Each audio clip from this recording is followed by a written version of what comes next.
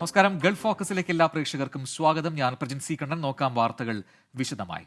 സൗദിയിലെ സ്വകാര്യ മേഖലയിൽ ജോലി ചെയ്യുന്ന പ്രവാസികളുടെ എണ്ണം 90 ലക്ഷമാണെന്ന് റിപ്പോർട്ട്. കഴിഞ്ഞ മാസം 17,000-ലേറെ സൗദി പൗരന്മാർ ജോലി വിട്ടപ്പോൾ 50,000-ൽ ഏറെ പ്രവാസികൾക്ക് പുതുതായി ജോലി ലഭിച്ചു. സ്വദേശികൾക്കിടയിലെ തൊഴിലില്ലായ്മ നിരക്ക് 7.6% കുറഞ്ഞു. നാഷണൽ ലേബർ ഒബ്സർവേറ്ററിയുടെ റിപ്പോർട്ട് പ്രകാരം സൗദിയിലെ സ്വകാര്യ മേഖലയിൽ കഴിഞ്ഞ ജൂൺ മാസത്തിൽ ജോലി ചെയ്യുന്നത് 1,14,00,000 പേരാണ്. മെയ് മാസത്തേക്കാൾ 38,600 തൊഴിലാളികൾ കൂടുതൽ. ഒരു മാസത്തിനിടെ 56,000 പ്രവാസികൾ പുതുതായി ജോലിക്കെത്തിയപ്പോൾ 17,350 സ്വദേശികൾ ജോലി വിട്ടു. 13,525 സൗദി വനിതകൾ കഴിഞ്ഞ മാസം ജോലി വിട്ടപ്പോൾ 5,000 പ്രവാസി വനിതകൾ പുതുതായി ജോലിയിൽ പ്രവേശിച്ചു. 23,40,877 സ്വദേശികളാണ് നിലവിൽ സ്വകാര്യ മേഖലയിൽ ജോലി ചെയ്യുന്നത്. ഇതിൽ 9,57,798 സ്ത്രീകളാണ്. മെയ് മാസത്തിൽ 30,800 സ്വദേശികളാണ് സ്വകാര്യ മേഖലയിൽ ജോലിയിൽ പ്രവേശിച്ചതെങ്കിൽ ജൂൺ മാസത്തിൽ അത് 16,500 കുറഞ്ഞു. അതേസമയം സ്വകാര്യ മേഖലയിൽ ജോലി ചെയ്യുന്ന പ്രവാസികളുടെ എണ്ണം 90 ലക്ഷമാണ്. ഇതിൽ 87 ലക്ഷവും പുരുഷന്മാരാണ്. 3,76,000 പ്രവാസികളായ സ്ത്രീകളും സൗദിയിൽ ജോലി ചെയ്യുന്നു. സ്വദേശികൾക്കിടയിലെ തൊഴിലില്ലായ്മ നിരക്ക് ഓരോ മാസവും കുറഞ്ഞുകൊണ്ടിരിക്കുകയാണെന്നും റിപ്പോർട്ട് പറയുന്നു. കഴിഞ്ഞ വർഷം അവസാന പാദത്തിൽ തൊഴിലില്ലായ്മ നിരക്ക് 7.8% ഈ വർഷം ആദ്യ പാദമായപ്പോഴേക്കും 7.6% കുറഞ്ഞു. 2030 ആകുമ്പോഴേക്കും ഇത് 7% കുറയ്ക്കുകയാണ് ലക്ഷ്യം. Jaleel Kannamangalam, 24 Jeddah. Jeddah season ഫെസ്റ്റിവലിന്റെ ഭാഗമായി ജൂലൈ 26-ന് ഇന്ത്യൻ കമ്മ്യൂണിറ്റി ഈവന്റ് നടക്കും. ഇന്ത്യ സൗദി നൈറ്റ് എന്ന പേരിൽ നടക്കുന്ന പരിപാടിയിൽ റാപ്പ് ഗായകൻ ഡാപ്സി, ബോളിവുഡ് ഗായിക നിഖിത ഗാന്ധി തുടങ്ങിയവർ പങ്കെടുക്കും. പരമാവധി ഇന്ത്യക്കാർ പരിപാടിയിൽ പങ്കെടുക്കണമെന്ന് എന്റർടൈൻമെന്റ് അതോറിറ്റി പ്രതിനിധികൾ അഭ്യർത്ഥിച്ചു. ജിദ്ദ സീസൺ ഫെസ്റ്റിവലിന്റെ ഭാഗമായുള്ള കമ്മ്യൂണിറ്റി ഇവന്റുകൾ ഇത്തവണ മുൻ വർഷങ്ങളെക്കാൾ വിപുലമായി നടത്താനാണ് സൗദി ജനറൽ എന്റർടൈൻമെന്റ് അതോറിറ്റിയുടെ തീരുമാനം. ഇന്ത്യയുടെയും സൗദിയുടെയും കലാ സാംസ്കാരിക പരിപാടികൾ കോർത്തിണക്കിക്കൊണ്ട് ജൂലൈ 26-ന് ഇന്ത്യ സൗദി നൈറ്റ് സംഘടിപ്പിക്കും. ജിദ്ദ ഇക്വസ്ട്രിയൻ ക്ലബ്ബ് മൈതാനത്ത് വൈകുന്നേരം 5 മണിക്ക് പരിപാടികൾ ആരംഭിക്കും. പ്രശസ്ത റാപ്പ് ഗായകൻ ഡാബ്സി ഉൾപ്പെടെയുള്ള താരങ്ങൾ പരിപാടിയിൽ പങ്കെടുക്കും. ബോളിവുഡ് പിന്നണി ഗായകരായ നിഖിത ഗാന്ധി, സൽമാൻ അലി, നടി ഗഹൂർ അലി ഖാൻ എന്നിവരും സഞ്ജീത് ഗ്രൂപ്പിന്റെ നൃത്തങ്ങളും ഉണ്ടാകും. കൂടാതെ സൗദിയുടെ പരമ്പരാഗത കലാപരിപാടികളുമുണ്ടാകും. പരമാവധി ഇന്ത്യക്കാർ പരിപാടിയിൽ പങ്കെടുക്കണമെന്ന് Jeddah seasons community programs project manager Nosheen Waseem ആവശ്യപ്പെട്ടു. Because this is a very special design program only for communities, and we have placed the Indian community as the opening ceremony. So we are really looking forward to have the full support from all parts of India. Even my dream or my imagination is that if we can have people coming from India to attend this event. This is what my imagination is, to increase the tourism in Saudi Arabia also. വൈവിധ്യമാർന്ന രുചിക്കൂട്ടുകളുടെ food സ്റ്റാളുകളും പരിപാടിയോടനുബന്ധിച്ച് ഉണ്ടാകും. 35 റിയാലാണ് ticket നിരക്ക്. V book app വഴി ടിക്കറ്റുകൾ ലഭിക്കും. ജിദ്ദയുടെ വിവിധ ഭാഗങ്ങളിൽ നിന്ന് equestrian ക്ലബ്ബിലേക്ക് സൗജന്യ ബസ് സൗകര്യമുണ്ടാകും. വൺസ് അഗെയിൻ അഥവാ ഒരിക്കൽ കൂടി എന്ന മുദ്രാവാക്യവുമായാണ് ഇത്തവണ ഫെസ്റ്റിവൽ നടക്കുന്നത്. ഓഗസ്റ്റ് 2-ന് പാകിസ്ഥാൻ ആൻഡ് ഇന്തോനേഷ്യൻ നൈറ്റും, ഓഗസ്റ്റ് 9-ന് ബംഗ്ലാദേശ് ആൻഡ് ശ്രീലങ്കൻ നൈറ്റും, ഓഗസ്റ്റ് 16-ന് ഫിലിപ്പീൻസ് ആൻഡ് നേപ്പാളീസ് നൈറ്റും ഉണ്ടാകും. ജിദ്ദയിൽ വിളിച്ചു തീർത്ത വാർത്താ സമ്മേളനത്തിൽ കണ്ടന്റ് മാനേജർ ഫറാ നാസും പങ്കെടുത്തു. ജലീൽ കണ്ണമംഗലം, 24 ജിദ്ദ. ദുബായിലെ റോഡുകൾക്ക് ഇനി മുതൽ പൊതുജനങ്ങൾക്കും പേര് നിർദ്ദേശിക്കാം. ഇതിനായുള്ള പ്ലാറ്റ്ഫോം നിലവിൽ വന്നു. രാജ്യത്തിന്റെ സംസ്കാരത്തെയും പൈതൃകത്തെയും മൂല്യങ്ങളെയും പ്രതിഫലിപ്പിക്കുന്ന പേരുകളാണ് നിർദ്ദേശിക്കേണ്ടത്. റോഡ് നെയിമിംഗ് .ae എന്ന വെബ്സൈറ്റിലൂടെയാണ് പൊതുജനങ്ങൾക്ക് പേര് നൽകാൻ സാധിക്കുക. പേര്, മൊബൈൽ നമ്പർ, ഇമെയിൽ വിലാസം എന്നിവ നൽകിയ ശേഷം ഏത് കാറ്റഗറിയിൽപ്പെട്ട പേരാണ് നിർദ്ദേശിക്കുന്നതെന്ന് തിരഞ്ഞെടുക്കുക. രാജ്യത്തിന്റെ സംസ്കാരവും പൈതൃകവും പ്രതിഫലിപ്പിക്കുന്നതുൾപ്പെടെ 34 കാറ്റഗറികളാണ് ഇതിലുള്ളത്. തുടർന്ന് പേര് നൽകുക, അതിന്റെ വിവരണവും ഉൾപ്പെടുത്തുക. രാജ്യത്തിന്റെ ദേശീയ സ്വത്വം ഉയർത്തിക്കാട്ടുന്നതും മൂല്യം പ്രതിഫലിപ്പിക്കുന്നതുമായിരിക്കണം പേരുകൾ. അതോടൊപ്പം എളുപ്പത്തിൽ തിരിച്ചറിയാൻ സാധിക്കുന്നവയായിരിക്കണം ഇവ എന്നും അധികൃതർ നിർദ്ദേശിച്ചു. ഒരാൾക്ക് ഒന്നിലധികം പേരുകൾ നിർദ്ദേശിക്കാനുള്ള അവസരമുണ്ടായിരിക്കും. 2021 എക്സിക്യൂട്ടീവ് കൗൺസിൽ തീരുമാനപ്രകാരമാണ് റോഡ് നാമകരണ കമ്മിറ്റി രൂപീകരിച്ചത്. ദുബായ് മുനിസിപ്പാലിറ്റി ഡയറക്ടർ ജനറലാണ് അധ്യക്ഷൻ. Dubai culture, Dubai roads and transport authority, Hamdan bin Mohammed heritage centre എന്നിവയുടെ പ്രതിനിധികളും കമ്മിറ്റിയിലുണ്ട്. പദ്ധതിയുടെ ആദ്യഘട്ടം ജനുവരിയിലായിരുന്നു നടപ്പാക്കിയത്. അന്ന് അൽ ഖവനീജ് 2 പ്രദേശത്തെ റോഡുകൾക്കായിരുന്നു പേരിട്ടത്. പ്രാദേശിക മരങ്ങളിൽ നിന്നും പൂക്കളിൽ നിന്നും പ്രചോദനം ഉൾക്കൊണ്ടായിരുന്നു അന്നിട്ട പേരുകൾ. 24 ദുബായ്. കുവൈറ്റിൽ ജോലി ലഭിക്കുന്നതിന് വ്യാജ സർട്ടിഫിക്കറ്റുകൾ ഉപയോഗപ്പെടുത്തുന്ന പ്രവണത കൂടിയതായി റിപ്പോർട്ടുകൾ. സർക്കാർ ജീവനക്കാർ യോഗ്യതാ സർട്ടിഫിക്കറ്റുകൾ പുനഃപരിശോധനയ്ക്ക് വിധേയമാക്കണമെന്ന നിർദ്ദേശം നിലവിൽ വന്നതോടെയാണ് ക്രമക്കേട് വിവരങ്ങൾ പുറത്തുവന്നത്. പലരും വ്യാജ സർട്ടിഫിക്കറ്റുകൾ സമർപ്പിച്ചാണ് ജോലി തരപ്പെടുത്തുന്നതെന്ന് കണ്ടെത്തിയിട്ടുണ്ട്. GCC അറബ് രാജ്യങ്ങളിലെ വ്യാജ ഹയർ സെക്കൻഡറി സർട്ടിഫിക്കറ്റുകളാണ് പലരും ഇതിനായി ഉപയോഗപ്പെടുത്തുന്നത്. വ്യാജ സർട്ടിഫിക്കറ്റ് ഉടമകൾക്കെതിരെ ശക്തമായ നടപടി ഉണ്ടാകുമെന്നും അവരെ പ്രോസിക്യൂഷന് കൈമാറുമെന്നും വിദ്യാഭ്യാസ മന്ത്രി ആദിൽ അൽ അദ്വാനി പറഞ്ഞു. കുവൈറ്റിലെ മംഗഫ് തീപിടുത്തത്തെ തുടർന്ന് ആശുപത്രിയിൽ പ്രവേശിപ്പിച്ച എല്ലാ ജീവനക്കാർക്കും അടിയന്തര സാമ്പത്തിക സഹായമായി 1000 ദിനാർ വീതം വിതരണം ചെയ്തതായി NBTC management. India, Nepal, Pakistan, Egypt, Philippines എന്നിവിടങ്ങളിൽ നിന്നുള്ള 61 ജീവനക്കാർക്കാണ് സഹായം വിതരണം ചെയ്തത്. ഇവരിൽ 54 ജീവനക്കാർ ഇന്ത്യക്കാരാണ്. കൂടാതെ പരിക്കേറ്റ ജീവനക്കാരുടെ മക്കളുടെ പഠനത്തിനായി പ്രത്യേക സ്കോളർഷിപ്പ് പദ്ധതി പ്രഖ്യാപിച്ചതായും NBTC മാനേജ്മെന്റ് അറിയിച്ചു. തിരുവനന്തപുരം കാര്യവട്ടം ക്യാമ്പസിലെ SFI KSU സംഘർഷം ചർച്ച ചെയ്യാത്തതിൽ പ്രതിഷേധിച്ച് പ്രതിപക്ഷം നിയമസഭ സ്തംഭിപ്പിച്ചു. നെറിഗേഡിന്റെ ഇൻക്യുബേറ്ററിൽ വിരിയിച്ച ഗൂണ്ടാപ്പടയാണ് SFI എന്നും ക്രിമിനലുകൾക്ക് അഴിഞ്ഞാടാൻ മുഖ്യമന്ത്രി രാഷ്ട്രീയ സംരക്ഷണം ഒരുക്കുകയാണെന്നും പ്രതിപക്ഷ നേതാവ് VD സതീശൻ കുറ്റപ്പെടുത്തി.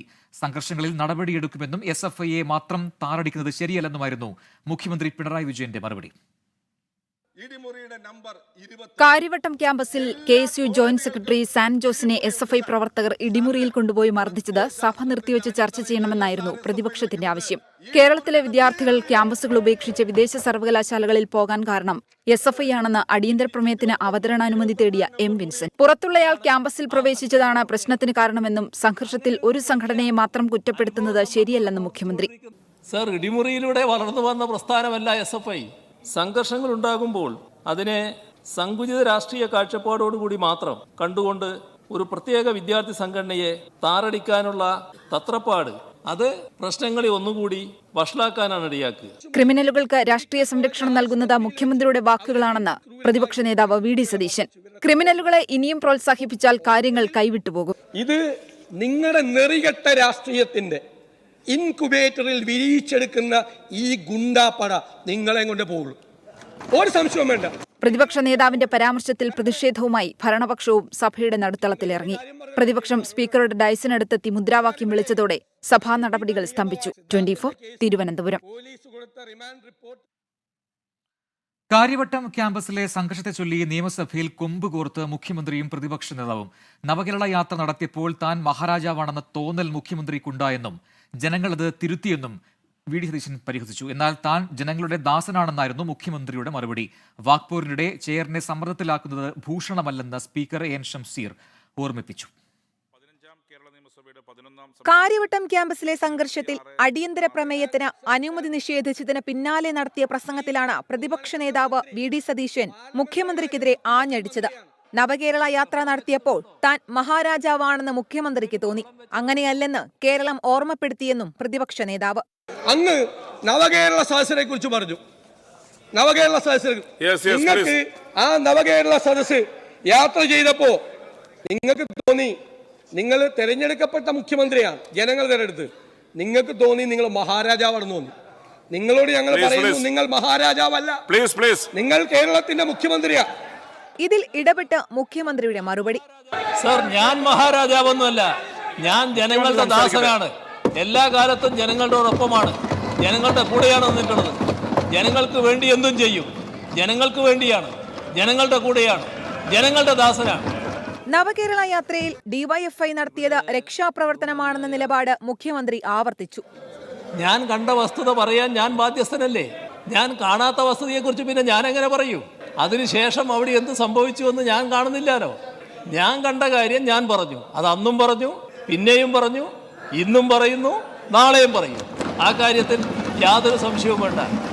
ഭരണപ്രതിപക്ഷ അംഗങ്ങളുടെ ബഹളം നിയന്ത്രിക്കാൻ സ്പീക്കർ AN ഷംസീർ പാടുപെട്ടു. ചെയറിനെതിരെ ആക്ഷേപങ്ങൾ ചൊരിയുന്നത് ജനാധിപത്യ രീതിയല്ലെന്ന് AN ഷംസീർ. ചെയറിനെതിരെ നിങ്ങൾക്ക് ആക്ഷേപങ്ങൾ ഉണ്ടെങ്കിൽ ചേംബറിൽ വന്ന് പറയാം.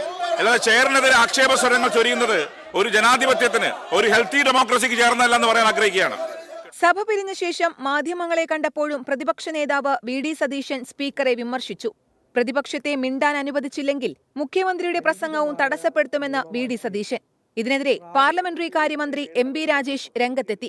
പ്രതിപക്ഷ നേതാവ് ചെയറിനെ ഭീഷണിപ്പെടുത്തുകയാണെന്ന് മന്ത്രി കുറ്റപ്പെടുത്തി. 24 തിരുവനന്തപുരം. മുഖ്യമന്ത്രിക്കെതിരെ വിമർശനവുമായി AISF. ക്യാമ്പസ് സംഘർഷവുമായി ബന്ധപ്പെട്ട് മുഖ്യമന്ത്രി നിയമസഭയിൽ നടത്തിയ പ്രതികരണം പ്രതിഷേധാർഹമാണ്. തിരുത്തേണ്ട കാര്യങ്ങൾ തിരുത്തി തന്നെ പോകണം. മുഖ്യമന്ത്രി ഇരയ്ക്കൊപ്പമോ വേട്ടക്കാരനൊപ്പമാണോ എന്ന് വ്യക്തമാക്കണമെന്നും AISF വാർത്താക്കുറിപ്പിലൂടെ ആവശ്യപ്പെട്ടു. ഹൈറിച്ച് സാമ്പത്തിക തട്ടിപ്പ് കേസിൽ ഉടമ KD പ്രതാപനെ ED അറസ്റ്റ് ചെയ്തു. മണിക്കൂറുകളോളം നീണ്ട ചോദ്യം ചെയ്യലിനൊടുവിലായിരുന്നു അറസ്റ്റ്. സംസ്ഥാനത്തെ ഏറ്റവും വലിയ സാമ്പത്തിക തട്ടിപ്പ് കേസിലാണ് EDയുടെ നടപടി. HR കറൻസി ഇടപാടുകളിലൂടെ പ്രതാപൻ കോടികൾ വിദേശത്തേക്ക് കടത്തിയെന്ന് ED കണ്ടെത്തിയിരുന്നു. ഹൈറിച്ചിലൂടെ തട്ടിയെടുത്ത പണം മറ്റ് സംസ്ഥാനങ്ങളിൽ ഭൂമിയായി നിക്ഷേപിച്ചുവെന്നും EDക്ക് വിവരം ലഭിച്ചിരുന്നു. കേസിൽ നിരവധി തവണ KD പ്രതാപനെയും ഭാര്യ ശ്രീനയെയും ED ചോദ്യം ചെയ്തിരുന്നു. മൾട്ടി ലെവൽ മാർക്കറ്റിംഗ് ബിസിനസിന്റെ പേരിൽ 1641 കോടി കമ്പനി പിരിച്ചെടുത്തതായി അന്വേഷണ സംഘം കണ്ടെത്തിയിരുന്നു. ആലപ്പുഴയിൽ കോടതിയിൽ ഹാജരാക്കാനായി എത്തിച്ച പ്രതി പോലീസിനെ കബളിപ്പിച്ച് കടന്നുകളഞ്ഞു. ആലപ്പുഴ നെടുമുടിയിലെ പിടിച്ചുപറി കേസ് പ്രതി വിഷ്ണു ഉല്ലാസാണ് ചാടിപ്പോയത്. തിരുവനന്തപുരത്തെ ജയിലിൽ നിന്ന് നാളെ രാമങ്കരി കോടതിയിൽ ഹാജരാക്കാൻ എത്തിച്ചപ്പോഴാണ് സംഭവം. ആലപ്പുഴ റെയിൽവേ സ്റ്റേഷനിലെ ശുചിമുറിയിൽ പോകാനായി വിലങ്ങഴിച്ചപ്പോൾ പോലീസിനെ വെട്ടിച്ച് കടന്നുകളയുകയായിരുന്നു. പ്രതിക്കായി പോലീസ് തെരച്ചിൽ തുടങ്ങിയിട്ടുണ്ട്. തിരികെ വാർത്തയിലേക്ക്. കേന്ദ്രമന്ത്രി സുരേഷ് ഗോപിക്ക് തൃശൂരിലെ വിവിധ മണ്ഡലങ്ങളിൽ സ്വീകരണമൊരുക്കി പ്രവർത്തകർ. അഭിനയം തുടരുമെന്നും സിനിമാ ജീവിതത്തിലൂടെ ലഭിക്കുന്ന വരുമാനത്തിന്റെ ഒരു പങ്ക് പൊതുജനങ്ങൾക്കായി മാറ്റിവെക്കുമെന്നും സുരേഷ് ഗോപി പറഞ്ഞു. നാളെയും വിവിധ മണ്ഡലങ്ങളിൽ സുരേഷ് ഗോപിക്ക് സ്വീകരണം ഒരുക്കിയിട്ടുണ്ട്.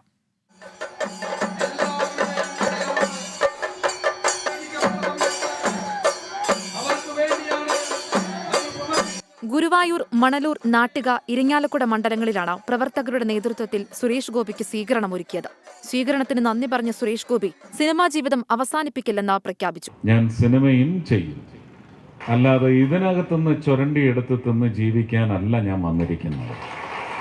എൻ്റെ സിനിമകളിൽ നിന്ന് എനിക്ക് കിട്ടുന്ന ശമ്പളത്തിൻ്റെ 5 മുതൽ 8% അത് നൽകാനേ എനിക്ക് അവകാശമുള്ളൂ.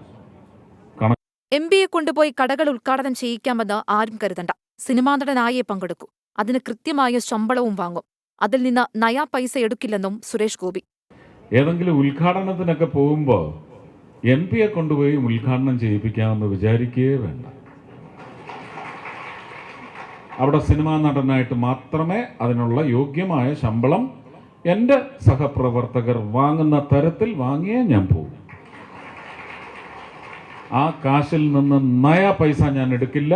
അതെൻ്റെ ട്രസ്റ്റിലേക്ക് പോകും. അത് ഞാൻ നേരത്തെ സൂചിപ്പിച്ച കാര്യങ്ങൾക്ക് വേണ്ടി ഉപയോഗിക്കും.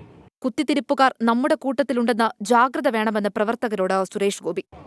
കുത്തിത്തിരിപ്പുകാർ ഒരുപാടുണ്ടാവും, നമ്മുടെ കൂട്ടത്തിലും ഉണ്ടാവും. അതൊക്കെ ഇപ്പോൾ അവിടെ ഇവിടെയൊക്കെ മുളച്ചു വരുന്നുണ്ട്. നമ്മളൊന്നും പറയണ്ട, അവർക്ക് ജീവിക്കാൻ വേണ്ടിയാണ്, അവരത് ചെയ്തോട്ടെ. നാളെയും വിവിധ മണ്ഡലങ്ങളിൽ സുരേഷ് ഗോപിക്ക് സ്വീകരണം ഒരുക്കിയിട്ടുണ്ട്. 24 തൃശൂർ. സംസ്ഥാനത്തെ കായിക മേഖലയുടെ കടുത്ത അവഗണന. സർക്കാർ പ്രഖ്യാപിച്ച കേരളത്തിലെ ആദ്യത്തെ സ്പോർട്സ് ഇൻസ്റ്റിറ്റ്യൂട്ട് നടപ്പായില്ല. 2016 കോട്ടയം ചിങ്ങവനത്താണ് പദ്ധതിക്ക് തറക്കല്ലിട്ടത്. 24 എക്സ്ക്ലൂസീവ്. കായിക കേരളത്തിന്റെ പുതുതലമുറയെ വാർത്തെടുക്കുകയായിരുന്നു ലക്ഷ്യം.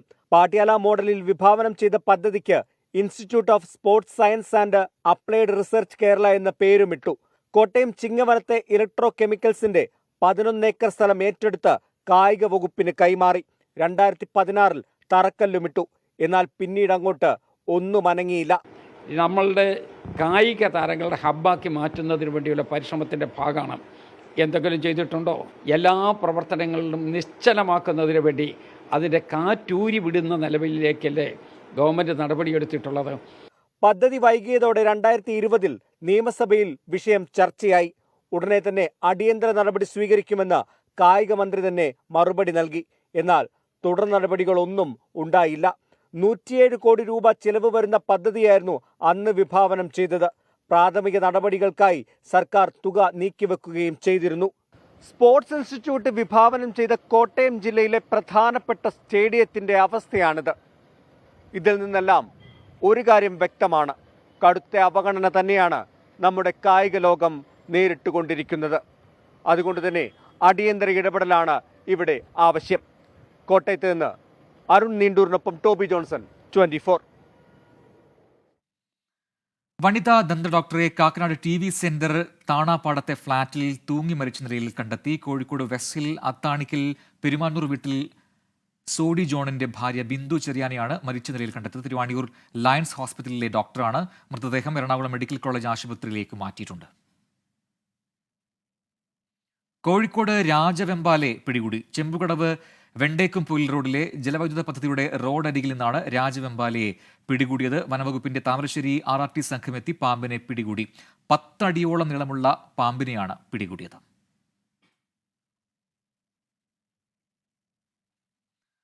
സഭാ തർക്കത്തിൽ നിയമനിർമ്മാണം നടത്തണമെന്ന യാക്കോബായ വിഭാഗത്തിന്റെ നിലപാടിൽ എതിർപ്പുമായി ഓർത്തഡോക്സ് വിഭാഗം. നിയമനിർമ്മാണം അംഗീകരിക്കില്ലെന്നും കോടതി വിധി അംഗീകരിച്ചുകൊണ്ടുള്ള ചർച്ചകൾക്ക് തയ്യാറാണെന്നും ഓർത്തഡോക്സ് സഭ അറിയിച്ചു. സുപ്രീംകോടതി വിധി വന്ന് വർഷങ്ങൾ കഴിഞ്ഞിട്ടും അത് പൂർണ്ണമായി നടപ്പാക്കാൻ സംസ്ഥാന സർക്കാരിന് കഴിഞ്ഞിട്ടില്ല. കഴിഞ്ഞ ദിവസവും ഇക്കാര്യത്തിൽ സംസ്ഥാന സർക്കാരിനെ ഹൈക്കോടതി വിമർശിച്ചിരുന്നു. ഈ പശ്ചാത്തലത്തിലാണ് യാക്കോബായ വിഭാഗം വീണ്ടും നിയമനിർമ്മാണം വേണമെന്ന നിലപാട് ശക്തമാക്കിയത്. ഇതിനൊരു പരിഹാരമെന്ന് പറയുന്നത് ഒരു നിയമനിർമ്മാണമാണ്. അതല്ലെങ്കിൽ മറുവിഭാഗവുമായി ഗവൺമെന്റ് ചർച്ച ചെയ്ത് രണ്ട് വിഭാഗത്തിനും കേടില്ലാത്ത രീതിയിൽ നീതിയുക്തമായ ഒരു തീർപ്പാണ് ഉണ്ടാകേണ്ടത്. 100 വർഷത്തിലധികം പഴക്കമുള്ള ഒരു വ്യവഹാരവും തർക്കവുമാണ്. എന്നാൽ കോടതി വിധി അംഗീകരിച്ചുകൊണ്ടുള്ള ചർച്ചകൾ മതിയെന്ന നിലപാട് തന്നെയാണ് ഓർത്തഡോക്സ് സഭ. നിയമനിർമ്മാണത്തെ ഒരിക്കലും അംഗീകരിക്കില്ലെന്നും സർക്കാർ വിധി നടപ്പാക്കുകയാണ് വേണ്ടതെന്നും ഓർത്തഡോക്സ് സഭ അറിയിച്ചു. കോടതി വിധികൾ നടപ്പാക്കുന്നുവെങ്കിൽ, കോടതി വിധിയുടെ അന്തസത്ത ഉൾക്കൊള്ളാൻ തയ്യാറാണ് എങ്കിൽ ചർച്ചകളൊക്കെ നമുക്ക് നടത്താം. സുപ്രീം കോടതി വിധിയുടെ അടിസ്ഥാനത്തിൽ ചർച്ചകൾ ആകുന്നതിന് വിരോധമില്ല. അതില്ലെങ്കിൽ പിന്നെ കോടതി വിധി വെറുതെയായി പോകില്ല. എത്രയോ വർഷമായിട്ട് ഫൈറ്റ് ചെയ്തതാണ്. നിരവധി പള്ളികളിൽ ഇനിയും കോടതി വിധി നടപ്പാക്കാനുണ്ട്. കോടതിയിൽ നിന്ന് വിമർശനം വരുന്ന സാഹചര്യത്തിൽ സർക്കാരിന്റെ നിലപാടാണ് ഏവരും ഉറ്റുനോക്കുന്നത്. 24 കോട്ടയം. വിഴിഞ്ഞം തുറമുഖത്തിന്റെ ട്രയൽ റൺ ഈ മാസം 12 മുതൽ. വിദേശത്തു നിന്നുള്ള ഭീമൻ മദർഷിപ്പ് 12 ഉച്ചകഴിഞ്ഞ് തുറമുഖത്തെത്തും. ട്രയൽ റണ്ണിനുള്ള മുഴുവൻ പ്രവർത്തനങ്ങളും പൂർത്തിയായെന്ന് തുറമുഖ അധികൃതർ അറിയിച്ചു. കപ്പലിന് വൻ സ്വീകരണം നൽകാൻ ഒരുങ്ങുകയാണ് സർക്കാർ.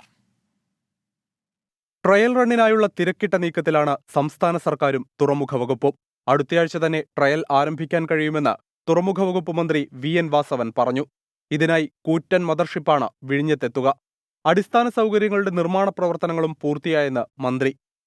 തുറമുഖത്തിന്റെ 92% നിർമ്മാണ പ്രവർത്തനങ്ങളും പൂർത്തീകരിച്ചു കഴിഞ്ഞിരിക്കുന്നു. ജൂലൈ മാസം 2ാം വാരത്തിൽ ട്രയൽ റൺ നടക്കാൻ പോവുകയാണ്. അത് കഴിഞ്ഞാൽ ഈ വർഷാവസാനത്തോടുകൂടി കമ്മീഷൻ ചെയ്യും.